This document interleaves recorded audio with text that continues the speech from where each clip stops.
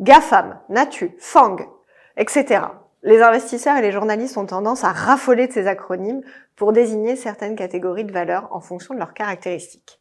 Ces acronymes permettent aussi d'illustrer des tendances qui racontent l'évolution de l'économie mondiale. À commencer par l'acronyme BRIC, inventé en 2001 et qui a permis de rassembler sous une même bannière 4 pays émergents amenés à jouer un rôle grandissant en ce début du XXIe siècle.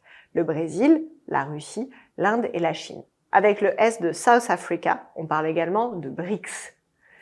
Évidemment, tout le monde a entendu parler des GAFA et même des GAFAM pour Google, Apple, Facebook, Amazon et Microsoft. Cet acronyme raconte l'économie d'Internet et notre époque. Ces 5 entreprises sont même devenues au fil des ans les symboles de la toute-puissance des valeurs technologiques américaines. Mais les investisseurs ont l'imagination. Et depuis, d'autres acronymes ont fleuri dans la bouche des boursicoteurs de Wall Street. Ainsi, les NATU ont été très à la mode dans la deuxième moitié des années 2010. Cet acronyme désigne les 4 entreprises emblématiques de l'ubérisation de l'économie. Netflix, Airbnb, Tesla et Uber.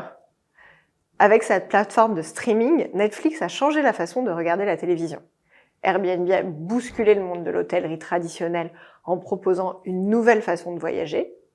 Tesla est devenu en quelques années le leader mondial du véhicule électrique, au nez et à la barbe de tous les constructeurs installés. Enfin, Uber a révolutionné les taxis traditionnels grâce à sa plateforme de VTC. La révolution digitale est en effet propice à l'essor de ces acronymes. Ces dernières années, les investisseurs préfèrent évoquer les FANG. Cette fois, on a rassemblé sous la même appellation Facebook, Amazon, Netflix et Google. Leurs points communs ? Ce sont des leaders de l'économie digitale qui ont connu une croissance vertigineuse. Tiens, FANG veut dire croc, dents pointues. Mais sortons des États-Unis maintenant et allons en Chine.